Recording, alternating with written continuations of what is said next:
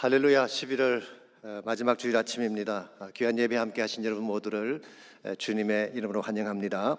오늘도 주님의 은혜가 여러분 모두에게 충만하게 임하시기를 축원합니다.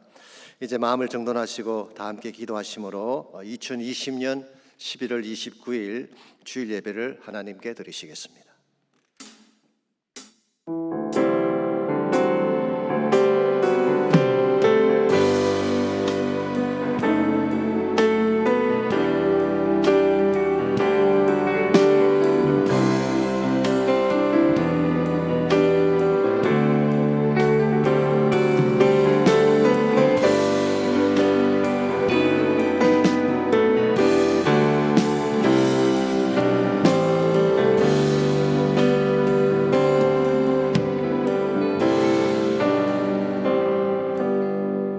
왕이신 나의 하나님이여, 내가 주를 높이고 영원히 주의 이름을 송축하리이다. 내가 날마다 주를 송축하며 영원히 주의 이름을 송축하리이다. 여호와는 위대하시니 크게 찬양할 것이라. 그의 위대하심을 청량하지 못하리로다.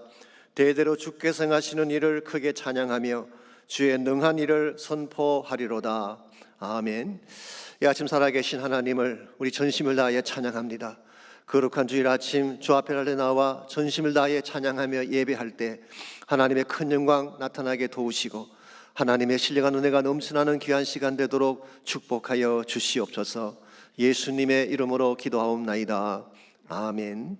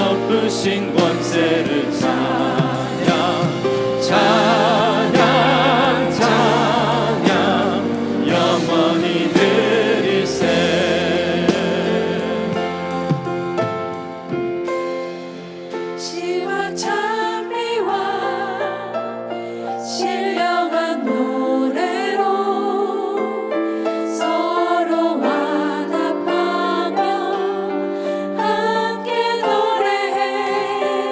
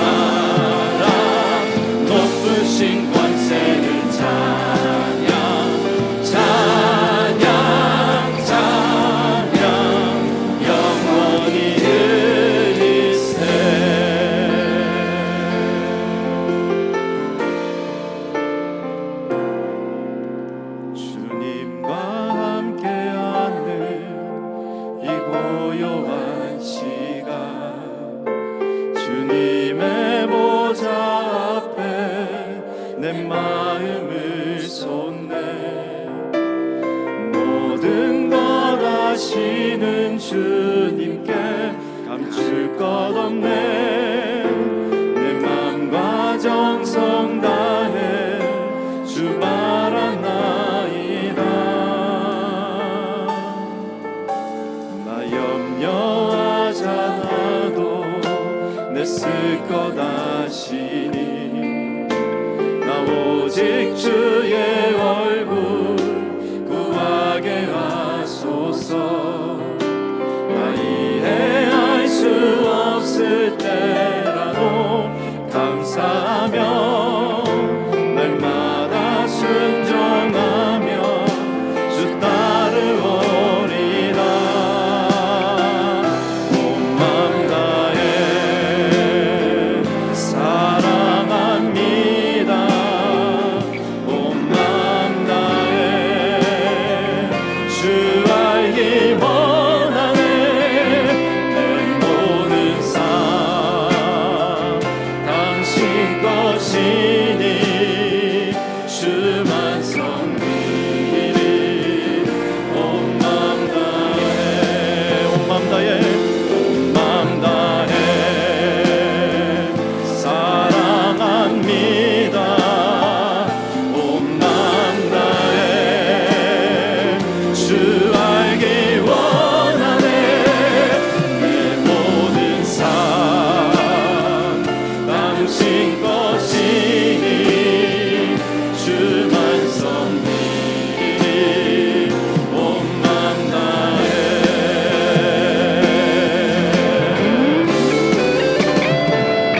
온 맘 다해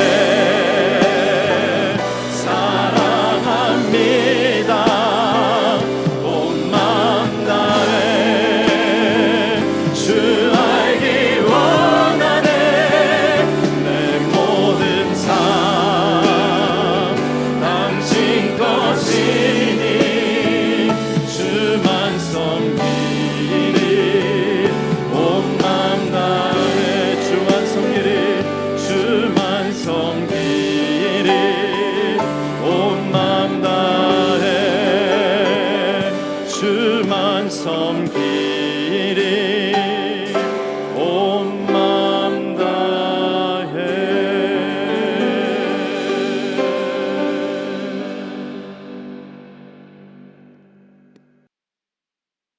할렐루야. 살계신 하나님 아버지께 찬양과 영광을 올려드립니다. 어둠 속에 헤매이던 저에게 찾아오셔서 영생의 길을 열어주셨음을 알게 하여 주시고 예수님을 주님으로 고백하게 하여 주시고 하나님과의 깨어진 관계를 회복하여 주셨음을 감사드립니다. 추수감사 주일을 맞아 하나님께 감사드릴 많은 제목들이 우리 삶에 있음을 다시 깨닫게 하여 주시어서 눈에 보이는 상황이 아닌 이미 승리하신 오실 주님을 바라보며 일어날 새 힘을 얻게 하여 주시니 감사드립니다. 세상은 코로나 바이러스로 어렵고 힘든 상황이 계속되고 있습니다. 경제적으로 힘들고 그간에서 세워왔던 사업체가 흔들리고 안전할 줄만 알았던 직장이 내일을 모르는 상황 가운데 있습니다. 그러나 감사할 것은 이 상황을 아시고 계시는 하나님께서 우리의 기도를 들으시는 분이시라는 것에 감사를 드립니다. 나의 현재 아픈 상황들이 변화되지 않더라도 천지를 만드신 만물의 통치자이신 하나님께서 나의 작은 아픔에 신음소리를 허리 꺾어 들어주시는 분임에 감사를 드립니다. 진행되고 있는 제자 훈련을 위해서 기도드립니다.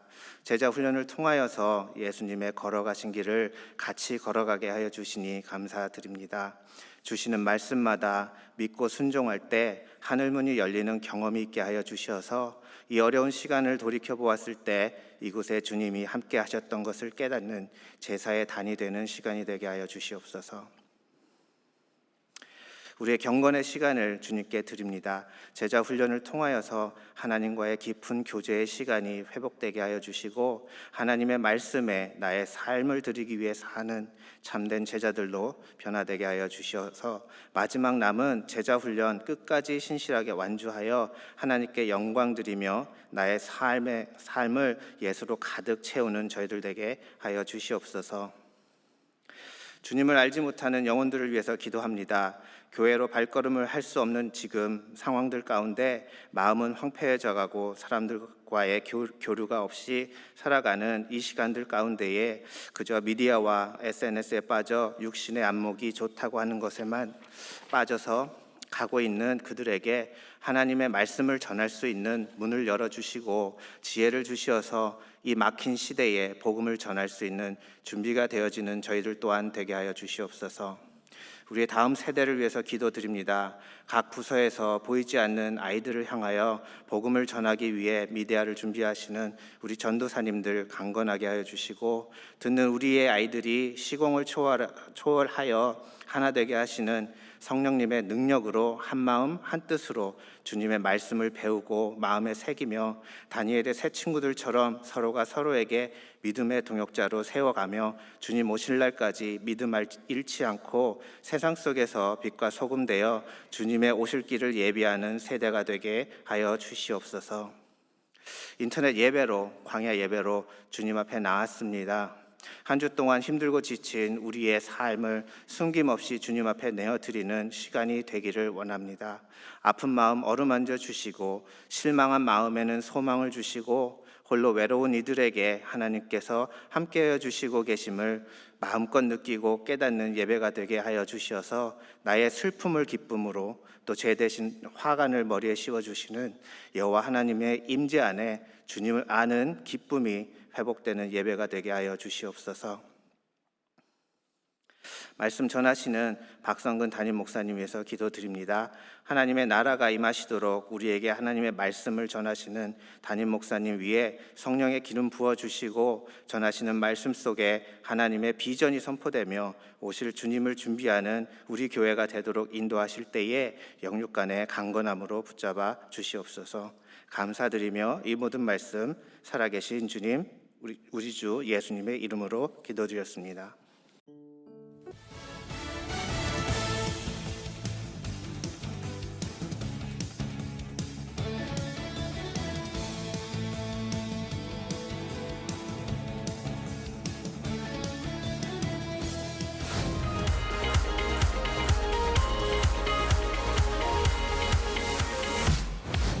오는 12월 14일부터 12월 19일까지 새벽 5시 15분에 라팀은 선교 새벽기도회가 진행됩니다.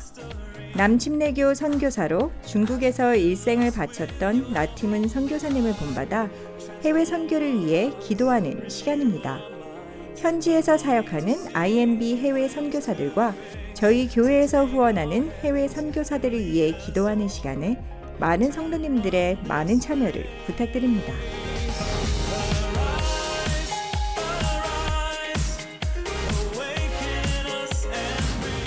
코로나의 위기 속에서도 현재 3,623명의 IMB 선교사들이 세계 각지에서 사역하고 있습니다.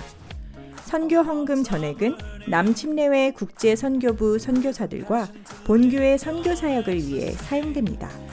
선교 헌금은 성탄 축하 연합 예배나 12월 주일 예배 때의 주일 헌금과 함께 드리시기 바랍니다.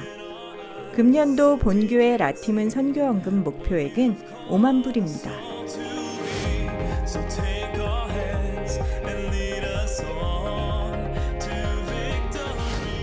이번 토요일 오후 5시에 마지막 온라인 제자훈련 전체 모임이 있습니다.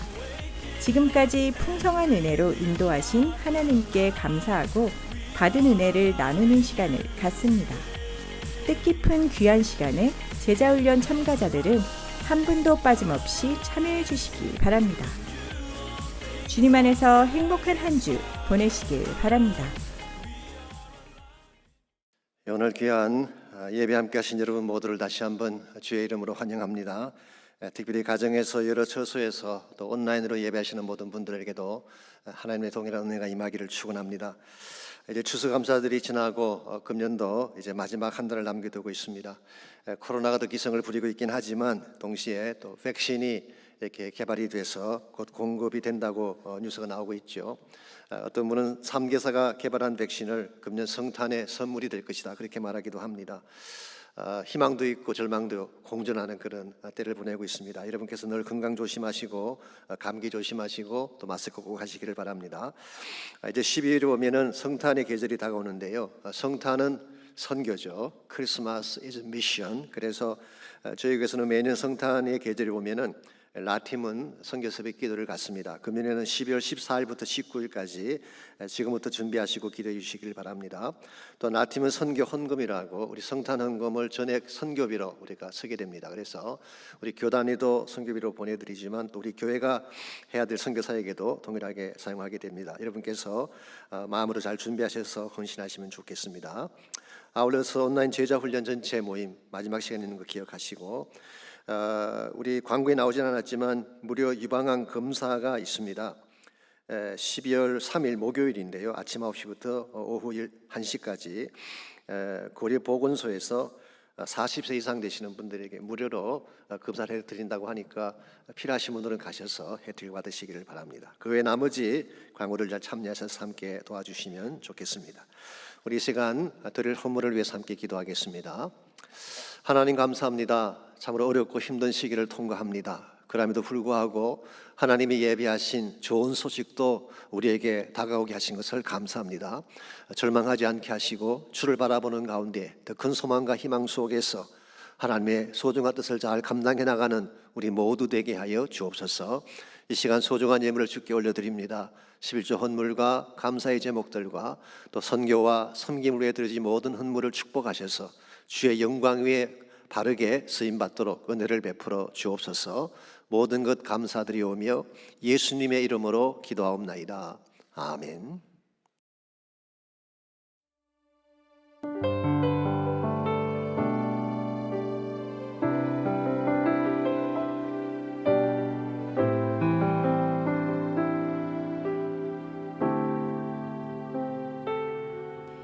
지금 서 있는 이곳에서 높임을 받으소서. 내가 밟는 땅 주님의 땅이니 하늘이 주의 이름 높이 올리며 넓은 바다가 주를 노래해 모든 만물 주를 경배해. 모든 입술 주를 찬양해. 천지를 만드신 만물의 통치자 높임을 받으소서. 내 평생에 주의 이름 높이며 어느 곳에서든지 주님을 예배하리라. 내가 밟는 모든 땅 아버지의 영광이 선포되어야 하리. 찬양하며 주님을 예배할 때 하늘 가득한 주의 영광 보리라. 나를 통하여 나의 입술을 인하여 주의 이름 높임을 받으소서.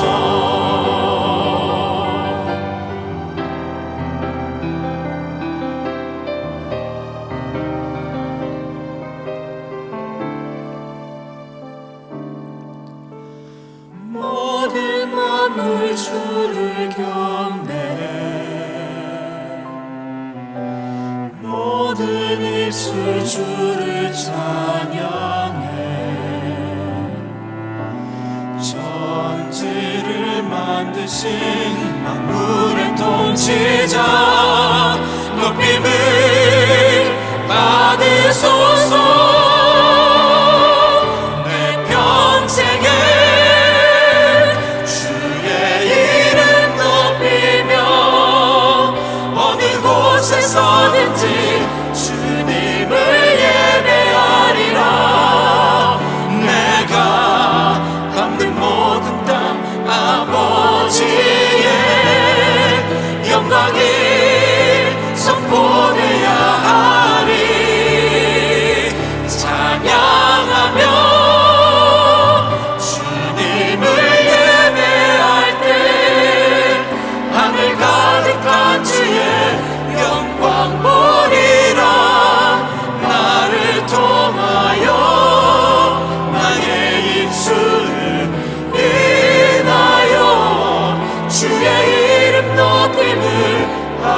받으소서.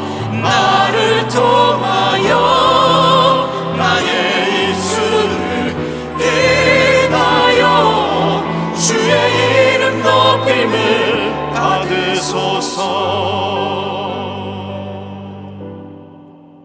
주의 이름 높임을 받으소서.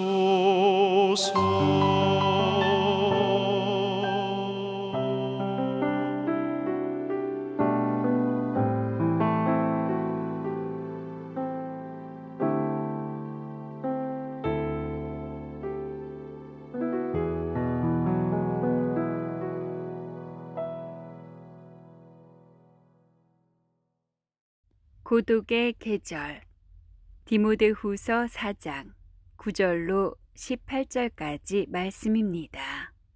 너는 어서 속히 내게로 오라. 데마는 이 세상을 사랑하여 나를 버리고 데살로니가로 갔고, 그레스게는 갈라디아로, 디도는 달마디아로 갔고, 누가만 나와 함께 있느니라. 내가 올 때에 마가를 데리고 오라. 그가 나의 일에 유익하니라. 두기고는 에베소로 보내었노라. 내가 올 때에 내가 드로아 가보의 집에 둔 겉옷을 가지고 오고, 또 책은 특별히 가죽 종이에 쓴 것을 가져오라. 구리 세공업자 알렉산더가 내게 해를 많이 입혔음에 주께서 그 행한 대로 그에게 갚으시리니, 너도 그를 주의하라. 그가 우리 말을 심히 대적하였느니라. 내가 처음 변명할 때에 나와 함께 한 자가 하나도 없고 다 나를 버렸으나 그들에게 허물을 돌리지 않기를 원하노라. 주께서 내 곁에 서서 나에게 힘을 주심은 나로 말미암아 선포된 말씀이 온전히 전파되어 모든 이방인이 듣게 하려 하심이니, 내가 사자의 입에서 건짐을 받았느니라. 주께서 나를 모든 악한 일에서 건져내시고 또 그의 천국에 들어가도록 구원하시리니, 그에게 영광이 세세 무궁토록 있을지어다. 아멘. 우리가 살고 있는 현대 사회 속에 눈에 보이지 않는 무서운 질병이 하나 있습니다. 그것은 고독이라고 하는 병입니다. 대화할 상대도 없고 마음을 나눌 대상을 찾지 못해 혼자 외롭게 사는 이들이 생각보다 많습니다. 몇 년 전 뉴욕의 한 고급 아파트에서 70대 할머니 한 분이 아파트에서 몸을 던져서 자살하는 일이 일어났습니다. 앰뷸런스가 와서 할머니는 병원으로 실려갔고, 곧이어 달려온 경찰들이 사람들을 해산시킨 후에 자살 원인을 알아내기 위해서 할머님이 계시는 아파트로 올라갔습니다. 실내 들어가 보았더니 온갖 고급 가구와 사치스러운 장식품으로 이루어져 있는 것을 보고, 이 정도 살림이라면 경제적인 어려움 때문에 죽은 건 아닌 것 같다 생각을 했습니다. 그래서 혹시 건강상의 이유나 불치병 때문일까 해서 주치의사에게 전화를 걸어보았더니 주치의가 말하기를 할머니는 나이에 걸맞지 않게 건강하셨다고 설명했습니다. 그럼 무엇 때문인가 고민하던 경찰관이 할머니 책상을 뒤지던 중에 작은 수첩 하나를 발견하게 됐습니다. 그 수첩을 펼쳐보는 순간 경찰관은 놀랍다는 듯이 바로 이것 때문이었구나라는 말을 했습니다. 왜냐하면 할머니의 수첩에는 365일 동안 똑같은 글이 실려 있었기 때문입니다. 오늘 또 아무도 나에게 오지 않았다. 결국 혼자만의 외로움을 견디다 못해 극단적인 선택을 한 것입니다. 이와 같은 고독함, loneliness죠. 이와 같은 현상은 주어진 환경과 상관이 없습니다. 오늘같이 물질 문명이 발달하고 편하게 살던 때가 어디 있겠습니까? 그럼에도 불구하고 고독 속에 사는 사람들이 많은 것을 보게 되면 환경적인 조건 때문은 아닌 것 같습니다. 이와 같은 고독은 나이와도 상관이 없습니다. 한국에서 나온 통계를 보면 고독사로 세상을 떠나는 사람들 중에 20대, 30대 청년들이 차지하는 비중이 14%라고 합니다. 제법 많은 수치죠. 미국의 생명보험협회가 발표한 자료에 의하면 대다수의 연령층이 고독을 느끼지만 그중에서 가장 고독을 견디지 못해하는 그룹이 대학생 그룹으로 소개가 되고 있습니다. 조금 의외의 사실이죠. 아마도 그때가 데이트할 상대를 가장 갈급하게 찾는 연령층이기 때문에 상대적으로 고독을 강하게 느낀 것이 아닌가 생각이 됩니다. 어쨌든 간에 고독이라고 하는 질병은 연령과 상관없이 우리 가진 부나 환경의 조건에 상관없이 누구에게나 찾아오는 질병이라는 사실입니다. 자, 그렇다면 이 고독이라는 병은 언제 어떻게 주어지는 것일까요? 몇 년 전에 세드백 교회의 릭 워렌 목사님이 쓰신 글을 보니까 그분은 고독을 가져오는 4가지 케이스를 그 책에서 소개했습니다. 첫 번째가 transition, 삶의 전환기에 고독이 찾아올 수가 있다는 것입니다. 예를 들어서 열심히 일하던 사람이 퇴직이라고 하는 transition을 맞게 되면 갑자기 허전해지고 고독해질 수가 있습니다. 혹은 한국에 살던 사람이 이민이라고 하는 새로운 삶의 터전으로 옮겨오게 되면 모든 것이 낯설고 생소한 가운데 느끼는 고독감이 있죠.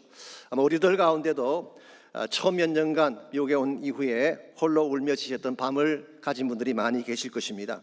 두 번째 케이스가 separation입니다. 이별과 분리가 가져오는 고독이죠. 어쩔 수 없는 여건으로 사랑하는 가족과 떨어져 있을 때 우리는 깊은 고독을 느낄 수가 있습니다. 혹은 질병 때문에 혼자 격리된 가운데 살아가야 할 때에, 특히 요즘같이 코로나 바이러스가 창궐하는 때에는 이 쿼런틴 당하는 혼자 격리된 침상을 가진 분들이 계시죠. 그때 느낄 수 있는 외로움이 가능합니다. 세 번째 케이스가 커뮤니케이션입니다. 이 대화의 단절에서 오는 고독이죠.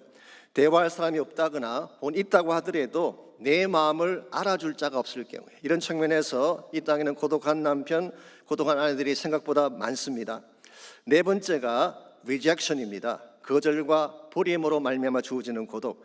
아마 이 케이스가 가장 아프고 힘든 케이스인지 모르겠습니다. 특별히 사랑하는 자로부터 버림받았을 때 그에게 주어지는 아픔은 참으로 견딜 수가 없을 것입니다.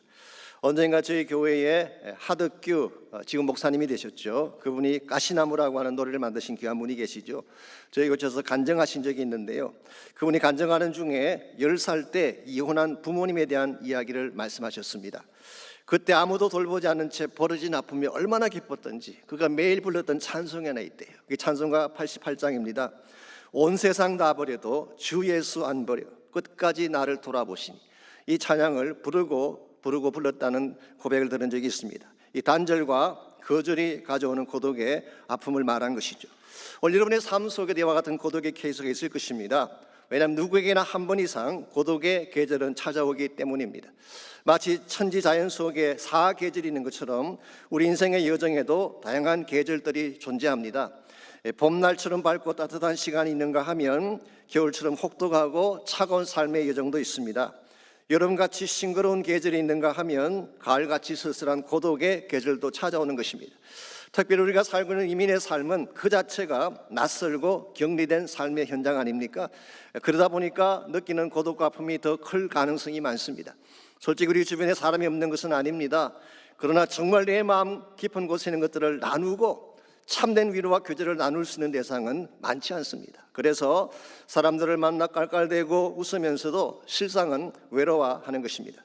이와 같이 우리 삶 속에 언제나 찾아올 수 있는 것이 고독이고 누구에게나 찾아올 수 있는 것이 고독의 계절이라고 한다면 우리는 이 고독의 계절을 잘 준비할 필요가 있습니다. 그래야지 우리 인생이 좌초되지 아니하고 더 건강한 길로 나아갈 수 있기 때문이죠. 그런데 고독한 현실 앞에서 자신을 피곤하거나 원망하며 시간을 보내는 분들이 많은데 이것은 바람직한 케이스가 아닙니다. 혹은 자포자기한 가운데 아무 의미 없이 시간을 보내는 분도 있는데 이것도 역시 바람직하지 않습니다.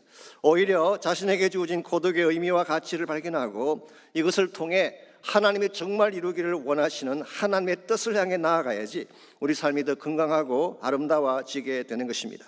어떻게 하면 고독의 계절에 우리가 주눅들지 아니하고 이것을 넘어서서 참된 결실과 보람을 맺으며 살아갈 수 있을지 오늘 주신 본문을 중심으로 이것을 함께 나누어 보려고 합니다.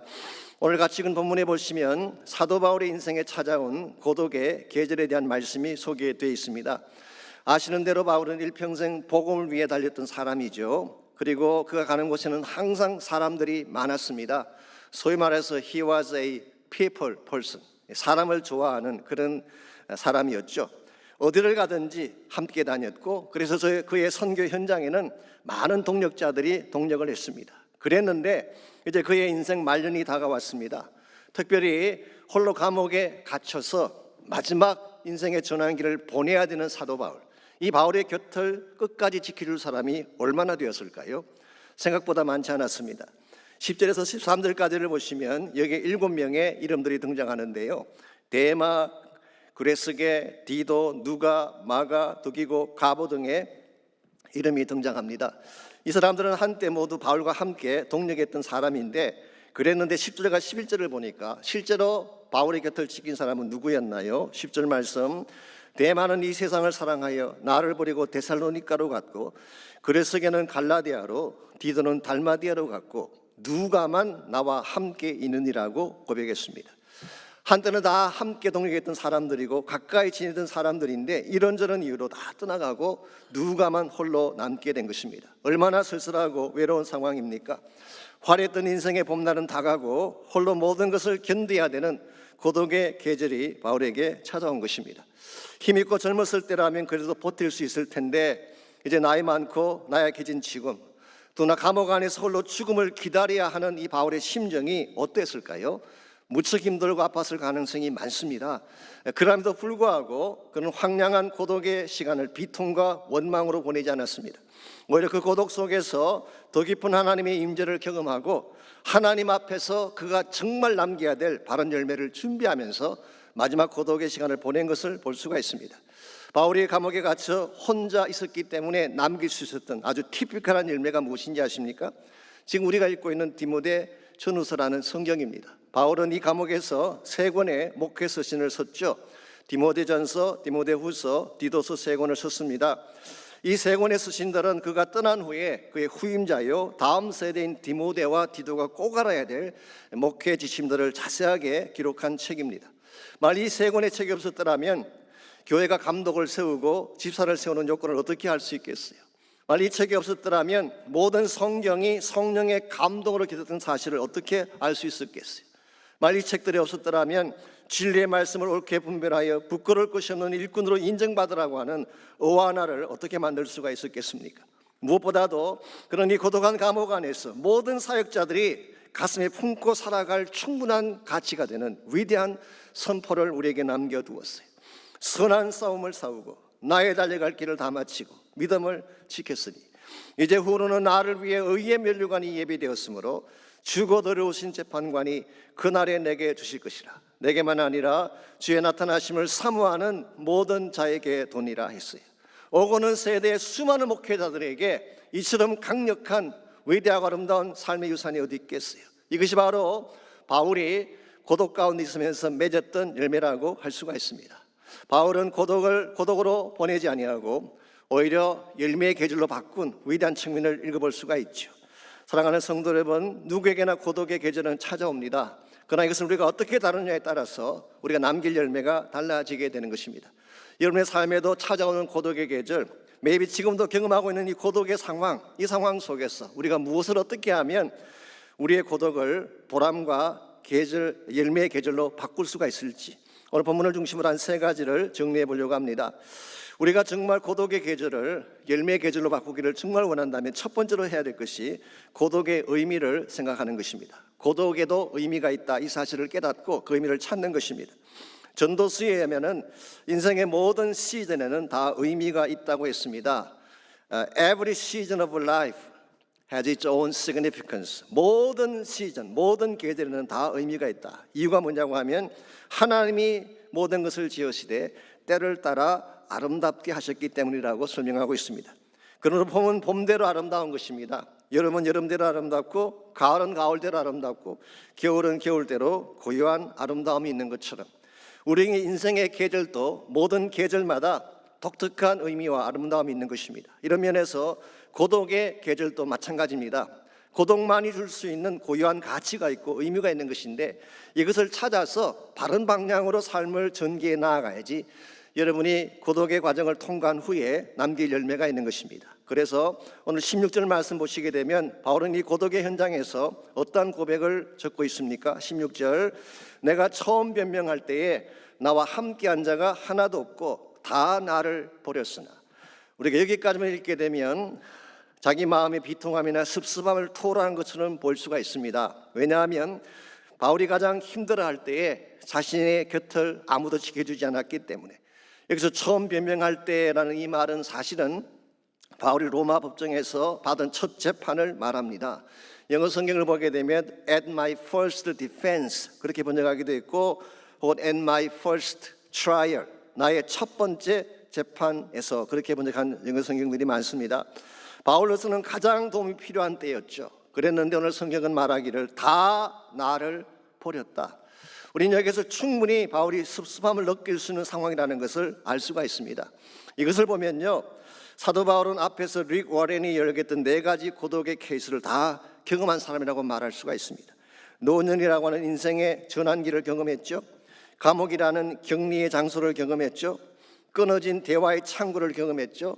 그리고 오늘 본문에 기록된 것처럼 버림받은 아픔을 경험한 이 4가지를 다 경험한 것입니다. 이와 같이 홀로 버려진 바울, 고독함 속에 찬 이 바울이 뭐라고 오늘 본문에서 고백하고 있나요? 우리 16절 마지막 부분을 보게 되면 그러나 그들에게 허물을 돌리지 않기를 원하노라 그랬어요. 나에게 주어진 이 모든 고독의 원인을 인간관계를 탓하지 않고 사람을 탓하지 않고 하나님을 바라보겠다, 그런 뜻이에요. 바울의 마음속에는 지금 주어진 현실이 중요한 게 아니라 내 곁에 있느냐 없느냐라고 하는 그 사실이 중요한 것이 아니라 이 고독 속에서 진짜 발견해야 될 하나님의 뜻, 하나님의 비전이 더 중요함을 인식한 것입니다. 그래서 18절 말씀 보시기 바랍니다. 바울이 남겼던 위대한 찬양의 고백이 나옵니다. 주께서 나를 모든 악한 데서 건져내시고 또 그의 천국에 들어가도록 구원하시리니 그에게 영광이 세세 무궁토록 있을지어다. 아멘. 이것은 물론 바울의 개인적인 소망을 표현한 것이기도 합니다. 그러나 동시에 이것은 온 인류를 위해 준비하신 하나님의 소망을 설명한 것입니다. 다른 말로 표현하면 복음을 통해 이룩할 하나님 나라의 완성을 선포한 것입니다. 사도 바울의 마음속에는 이 하나님 나라에 대한 비전이 있었어요. 지금 당장 내 앞에 벌어지는 사건이 중요한 게 아니라 언젠가 성취되게 될 하나님 나라의 완성의 날, 비전의 날이 있다는 사실을 알았기 때문에 그는 더 큰 문맥 속에서 하나님의 뜻을 찾고 의미를 찾았어요. 그 결과 그는 주눅들지 아니하고 포기하지 아니하고 끝까지 믿음의 견지를 이루어갈 수가 있었던 것입니다. 흔히 많은 분들이 고독은 나쁜 것이라고 생각을 하죠. 고독은 나쁜 것이기 때문에 피해야 된다고 생각을 하지만 사실 꼭 그런 것은 아닙니다. 왜냐하면 고독이 주는 유익함도 있기 때문에. 고독은 우리 자신을 돌아보게 하는 유익함이 있죠. 또 고독은 인생의 진정한 가치를 깨닫게 하는 유익함도 있습니다. 심지어 고독을 통해 참된 사랑의 가치를 배우기도 합니다. 그래서 이정하 시인이라는 분은 이런 말을 했어요. 고독하다는 것은 사랑할 준비가 되었다는 뜻이다, 이런 말을 했어요. 같이 있을 때는 알지 못했는데 혼자 버려지게 됐을 때 비로소 만남의 소중함을 깨닫고 사랑의 가치를 알게 됐다는 그런 고백이죠. 이런 의미에서 우리 하나님 안에서 고독을 느끼는 것도 축복이라고 할 수가 있습니다. 경건한 차원의 고독, 이것은 우리 영성에 도움이 되는 것입니다. 그래서 가끔은 분주한 현실을 떠나서 하나님과 단둘이 독대하는 시간을 보내시기를 바랍니다. 그때 영혼이 더 맑아지게 되고 보이지 않던 삶의 비전을 보게 되고 새로운 힘을 얻게 될 가능성이 많습니다. 이 프랑스의 공학자 중에 페르디낭 더 레셉스라고 하는 사람이 있었습니다. 이분이 한 번은 지중해를 여행하다가 함께 여행 중이던 동료 중에 한 사람이 갑자기 전염병을 앓게 되면서 그가 탄 배 전체가 격리 조치를 당하게 됐습니다. 레셉스는 그 격리 상태로 살면서 굉장한 좌절감과 고통을 느낄 수밖에 없었죠. 그런데 놀라운 사실은 그 격리된 기간 동안 할 일이 없으니까 그는 배 안에서 이 찰스 레펠이라는 분이 쓴 회고록을 읽게 됐습니다. 그 책은 홍해와 지중해를 잇는 운하 건설의 가능성에 대한 책입니다. 그는 그 책을 읽는 중에 한 가지 비전을 꿈꾸게 됩니다. 그것은 아프리카와 아시아 두 대륙을 연결하는 운하를 건설하는 것에 대한 꿈이었어요.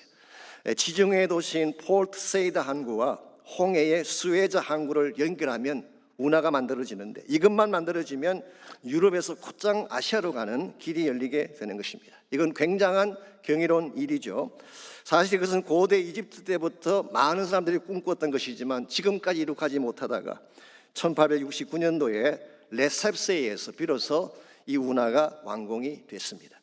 만일 그에게 격리된 배 안에서 보낸 고통의 시간이 없었더라면 이와 같은 꿈을 언제 꿀 수가 있었겠어요. 이런 면에서 고독의 계절은 그저 단시간에 보내는 낭비의 시간이 아닙니다.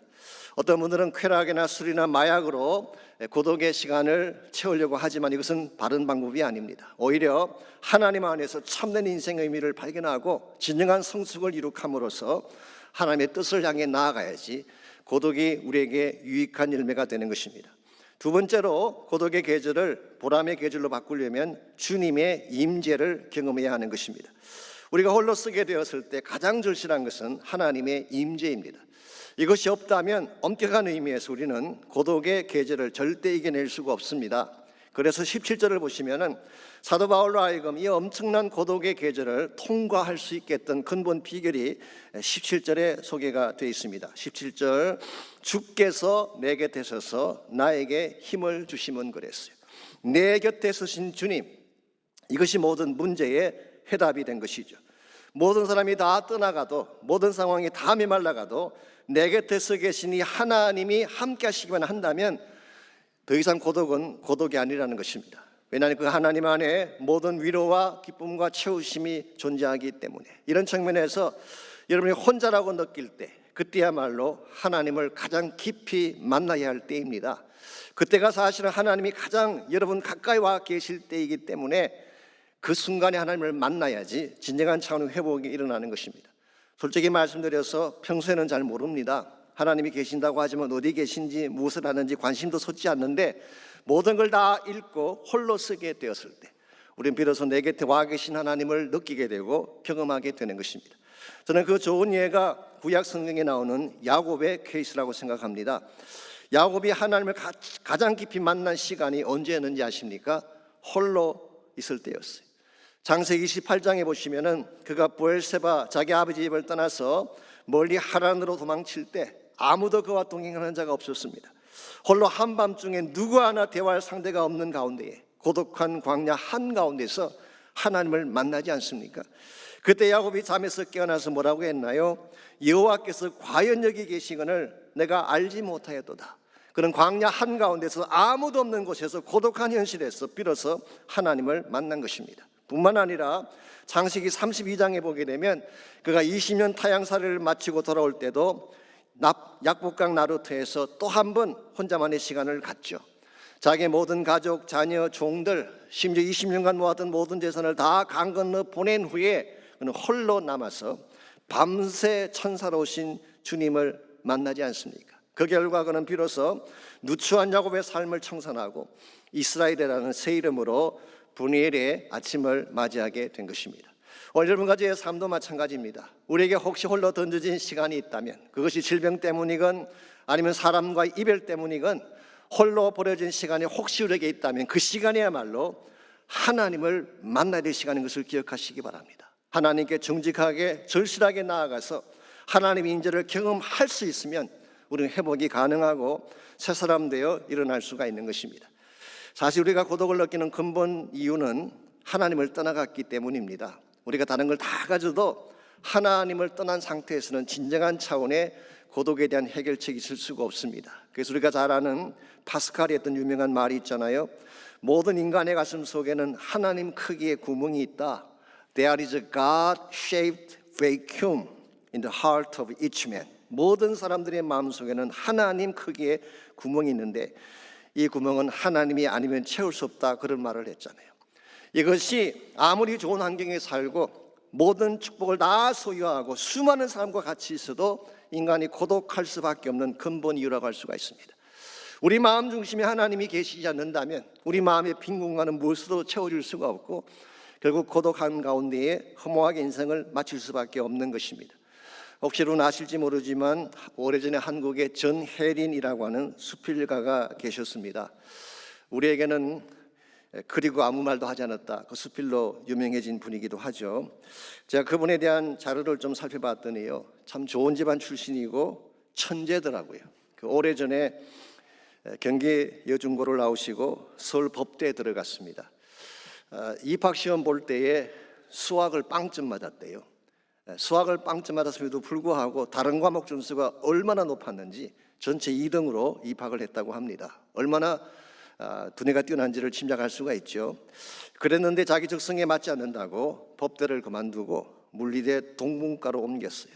그리고 나중에 독일 뮌헨 대학에 가서 동문학을 전공하고 돌아와서 대학 교수로 가르치는 그런 분이죠. 아실지 모르지만 유명한 헌법학자인 김철수 교수와 결혼하기도 했고, 물론 3년 만에 연으로 끝나고 말았지만 말이죠.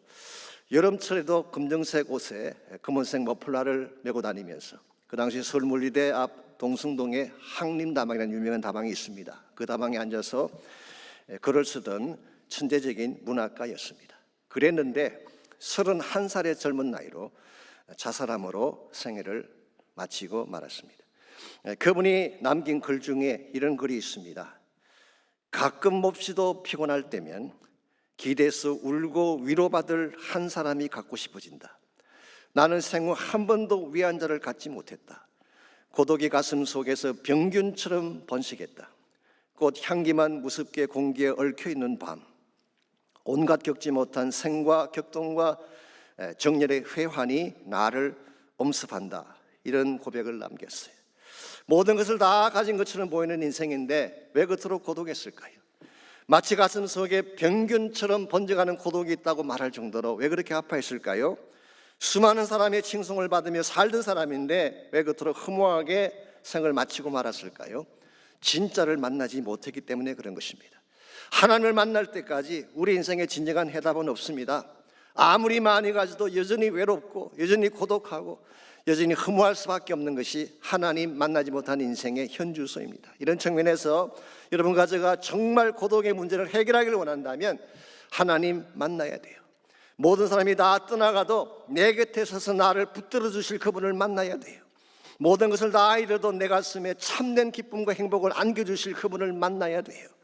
내가 피곤할 때면 기대서 울고 위로받을 수 있는 유일한 한 분이신 예수님, 그분을 만날 때에 고독을 이길 수가 있게 되고 고독 너머에 있는 참된 기쁨을 향해 나아갈 수가 있는 것입니다. 이와 같이 우리 모두에게 찾아오는 고독의 계절, 이것을 감당해내기를 정말 원한다면 첫 번째는 고독의 의미를 발견해야 돼요. 고독의 가치를 찾아야 되는 것입니다. 두 번째는 고독한 가운데 인지하시는 하나님을 만나야 됩니다.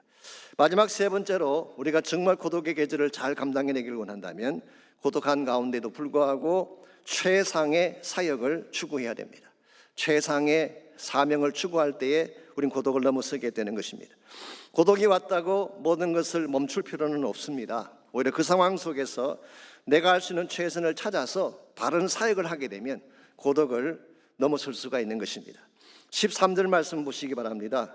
사도 바울은 지금 처한 상황에서 좀 특이하다고 할 수 있는 부탁 하나를 디모데에게 하고 있습니다. 13절 말씀, 내가 올 때에 내가 들어와 가보의 집에 둔 겉옷을 가지고 오고 또 최근 특별히 가죽 종이에 선 것을 가져오라 부탁했어요. 이 두 가지 아이템을 가져오라고 했는데요, 하나는 겉옷이고 또 하나는 가죽 종이에 선 책입니다. 이 책은 물론 성경책을 말하는 것입니다. 아니, 생각해 보십시오. 이제 곧 처형당할 노인분이 따뜻한 음식이나 몸을 누이시는 오리털 이불 같은 것을 가져오라고 부탁을 해야지 겉옷은 왜 가져오라고 하며 가죽에 선 성경책 왜 가져오라고 하는 것일까요? 이 겉옷이라고 하는 것은 외출할 때 필요한 옷입니다. 그리고 가죽 성경은 왜 필요한 것일까요? 우리는 이 말씀을 통해서 한 가지 중요한 사실을 발견할 수가 있습니다. 바울은 지금 죽음 직전까지 갔고 노시한 가운데 있지만 죽을 때 죽더라도 내 생명이 살아있는 한 마지막까지 해야 될 사명이 있다는 사실을 인식하고 있어요. 17절을 보시면 좀 더 구체적인 내용을 발견할 수가 있습니다.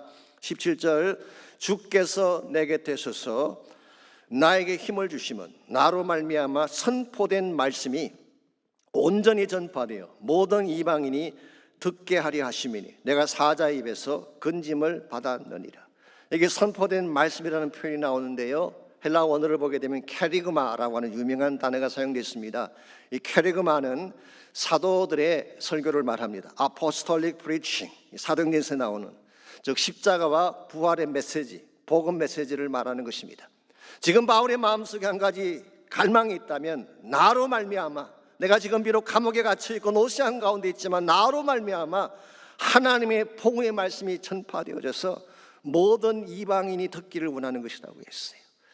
오늘 여러분들 바울의 현실을 보게 되면 결박당한 가운데 있고 감옥 안에 던져진 노년의 시간을 보내고 있는데, 그러나 사형 선고를 받고 언제 형장으로 끌려갈지 못하는 처참한 가운데 있는데 바울의 심령 속에는 누구도 억제할 수 없는 강한 의지가 있었어요. 강한 하트가 있었어요. 복음의 사명을 이루고자 하는 것을 위해서 그는 끝까지 달려갔고, 자신에게 고독의 계절이 왔지만 그는 끝까지 사명을 완수하려고 했기 때문에 우리가 흔히 말하는 뒷방 노인으로 전락하지 않고 끝까지 열매를 남기며 달리는 것이 가능했던 것입니다. 사랑하는 성도 여러분, 우리 인생에는 고난의 계절이 닥쳐올 수 있습니다. 우리를 낙심시키고 다시는 일어서지 못하는 어려운 상황이 찾아올 때가 있죠. 그러나 우리는 거기에 굴복하면 안 됩니다. 고난이 올지라도, 고독의 계절이 찾아올지라도 우리는 사명 위에 일어서야 되고 복음 위에 일어서야 하는 것입니다. 왜냐하면 고독한 우리 가운데에 주님이 함께 계시기 때문에. 여러분, 사람들은 우리 곁을 떠나갈 수가 있습니다. 세상은 우리를 버릴 수가 있지요. 환경 따라 조건 따라 변하는 것이 세상의 인심이기 때문에 세상은 얼마든지 우리를 버릴 수가 있습니다. 그러나 하나님은 그렇지 않아요. 한번 사랑하시면 끝까지 사랑하시는 그 하나님께서 내 곁에 서서 나를 강건케 해주신다면 우리는 고난의 한가운데서도 다시 일어설 수가 있게 되고, 모든 사람이 떠나간 고통의 시간 속에서도 하나님의 사명을 이룰 수가 있는 것입니다. 얼마 전에 베테랑스 데이가 지나갔습니다마는 미국이 자랑하는 2차 대전의 참전 용사 중에 해롤드 러셀이라고 하는 사람이 있습니다.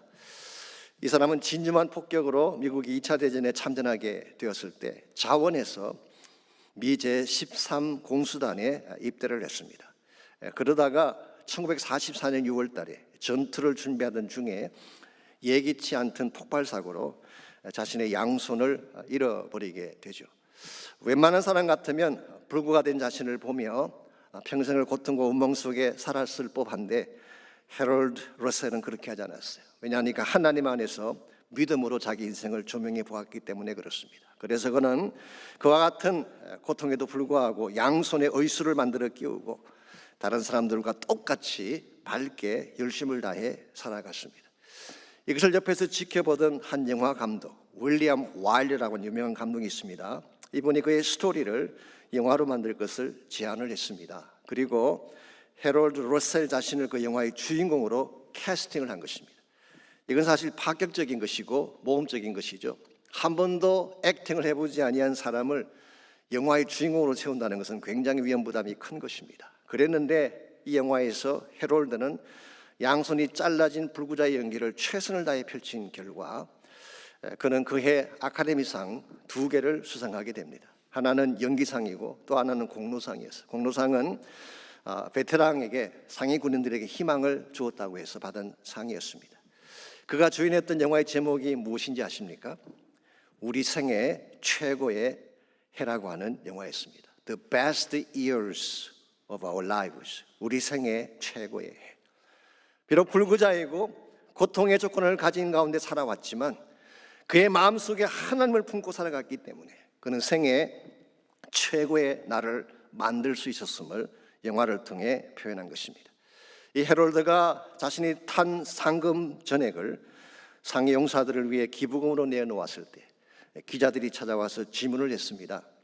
당신의 신체적 조건이 당신을 좌절시키거나 비통하게 만들어준 적은 없습니까? 그때 해롤드 러셀이 했던 유명한 말이 있죠.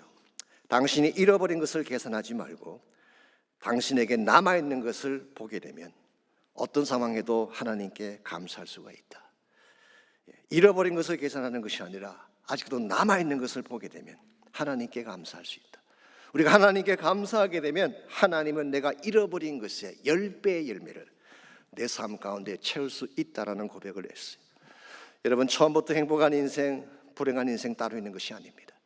우리 인생 여정 속에 하나님을 만나느냐 만나지 않느냐에 달려있는 것입니다. 아무리 좋은 조건에 많은 것을 소유했다고 할지라도 하나님 만나지 못했으면 여전히 외롭고 힘든 인생길을 걸을 수밖에 없습니다. 그러나 하나님 만나서 그 임재 속에 살게 된다면, 그분의 사랑 가운데 거하게 된다면, 설사 내가 모든 것을 다 잃어버려도 내 삶을 모든 것이 다 날아가 버리고 모든 사람이 다 나를 떠나가도 우린 스틸 노래하며 기쁨 속에 살 수가 있는 것입니다. 그러므로 오늘 아침 저는 여러분 모두가 이 하나님 만나시기를 주의 이름으로 축원합니다. 그 사랑 안에서, 그 능력 안에서 참 하나님의 뜻을 발견하고 노래하며 달려가는 여러분 되시기를 바랍니다. 상황은 항상 우리를 어게인스할 때가 많습니다. 사람들은 항상 우리에게 상처 아픔을 남길 때가 많이 있죠. 그럴지라도 그리스도 안에서 하나님 안에서 참사랑을 발견하고 참된 인생의 의미와 목적을 발견하고 그분을 향해 달려가게 된다면 어떤 상황 속에서도 노래하는 것이 가능하고 기쁨 가운데 승리하며 사는 것이 가능한 것입니다. 그러므로 이 아침 우리가 함께 기도할 때에 정말 나의 고통 가운데 임재하신 하나님을 찬양하며 기도하십시오. 무슨 일을 당할지라도 주를 향한 노래를 멈추지 않겠다고 나의 사랑을 고백하며 주 앞에 나가는 시간이 있기를 바랍니다. 혹시 여러분 가운데 아직도 예수님 만나지 못한 분이 혹시 계신다면 아직 늦지 않았습니다. 그를 만나게 될 때까지 우리는 외로움을 벗어날 수가 없습니다. 고독의 계절을 벗어날 길이 없습니다. 그러나 그분 만나게 되면 어떤 상황 속에서도 체험받게 되고 위로받게 되고 행복자가 될 수가 있기 때문에 반드시 예수님 만나야 됩니다. 예수님의 그 십자가 피 묻은 손을 붙잡으시기를 바라고 마음의 문을 열고 그분을 초청하시기를 바랍니다. 그리고 남은 생에 그분과 함께 달려감으로써 참된 승리를 이루고 참된 열매를 맺는 이런 모두가 되실 수 있도록 기도하시기 바랍니다. 이 아침 다 함께 결단하며 우리 마음을 주께 올려드리며 함께 기도하겠습니다. 하나님 감사합니다. 우리 인생 가운데 주님이 나를 만나주시고 내가 어떠한 환경 속에 처할지라도 내 심령 가운데 주님만이 주실 수 있는 참된 위로와 평강과 하나님의 능력이 임재하게 된 사실을 감사합니다. 아버지 하나님, 하나님 없는 인생은 고독한 인생이고 주님 만날 때까지 우리 인생에 진정한 대답은 없다는 사실을 압니다. 주님, 우리의 마음의 문을 여셔서 주님 바라보게 하시고 주의 은혜 구하게 도와주시고 하나님 사랑 붙잡게 도와주셔서 무슨 일 당할지라도 주님 때문에 기뻐하며 찬양하며 노래하며 그분의 부르심의 영광을 위해 달려갈 수 있는 우리 모두가 되게 하여 주시옵소서. 이와 같은 때에 난 노래하네 사랑을 노래하네 주님께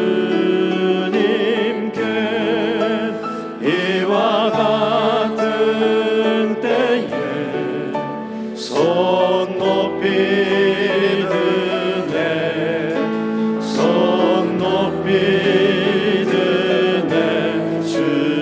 다시 한번 고백합니다. 이와 같은 때에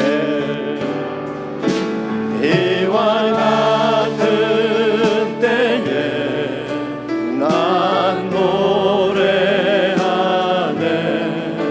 사랑을 노래하네 주님께 이와 같은 때에 손 높이 드네 손 높이 드네 주님께 주님 사랑해요